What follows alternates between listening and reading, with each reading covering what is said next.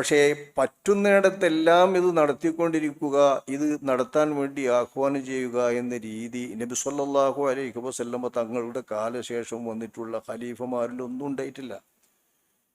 ഖലീഫമാരങ്ങൾ നോക്കി, ഖലീഫമാരുടെ കാലത്ത് എന്തെല്ലാം സംഭവങ്ങൾ ഉണ്ടായിക്കണം. 4 ഖലീഫമാരുടെ 30 വർഷക്കാലത്തിലെടുക്കും നാജലത്തിൻ്റെ കുനൂത്ത് ഓതി എന്നിട്ടൊരു കുനൂത്ത് നമ്മൾ പെട്ടെന്ന് കേൾക്കണില്ല.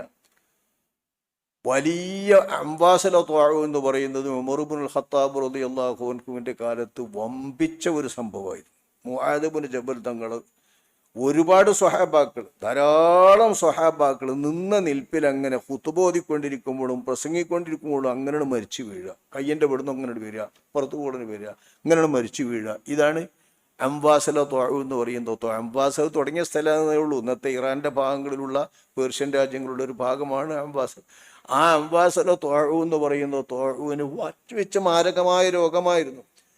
അതിൻ്റെ പേരിൽ ഉമർ എന്നവരെ നാസിലത്തിൻ്റെ കുനൂത്ത് പ്രഖ്യാപിച്ചിട്ടില്ല. അങ്ങനെ ഒരുപാട് സംഭവങ്ങളും ഒരുപാട് യുദ്ധങ്ങളും സംഭീതിജനകമായ തരത്തിലുള്ള പലതും ഉണ്ടായിട്ടുണ്ട്. റോം പേർഷ്യൻ സാമ്രാജ്യത്തെ തകർത്തെറിഞ്ഞത് തന്നെ ഉമറുൽ ഫാറൂഖ് എന്നവരുടെയും ഉസ്മാൻ എന്നവരുടെയും കാലത്തല്ലേ.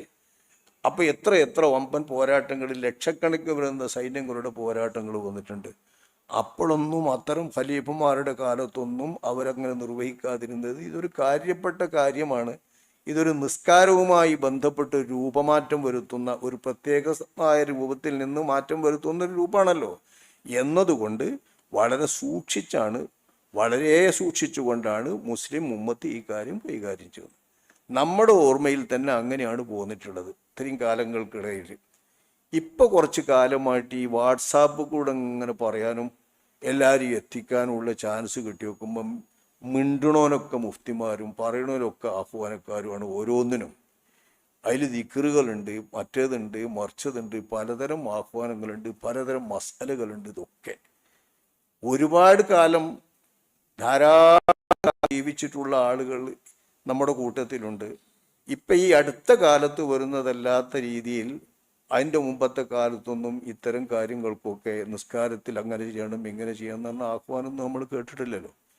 പിന്നെ ഇതൊരു സംഘടനക്കാരൊന്നും അല്ലല്ലോ. ഇത് കേരള സംസ്ഥാന ജമിയത്തുലമ ചെയ്തോ എന്ന് ചോദിച്ചാൽ കേരള സംസ്ഥാന ജമിയത്തുലമ നാസിലത്തിൻ്റെ കുനൂത്ത് പോലത്തെ പറയാനായിട്ടുണ്ടാക്കിയൊന്നും അല്ലല്ലോ. അതിൻ്റെതായ രീതികളും ഭരണഘടനാപരമായ പ്രവർത്തനമൊക്കെ അല്ലേ. ഇത് മഹലിൻ്റെ നായകന്മാരും മഹലിലെ ഖാദിമാരും അവിടെ നിസ്കരിക്കുന്ന ആളുകളും അവർ മനസ്സിലാക്കിക്കൊണ്ട് ചെയ്യേണ്ടതാണ്.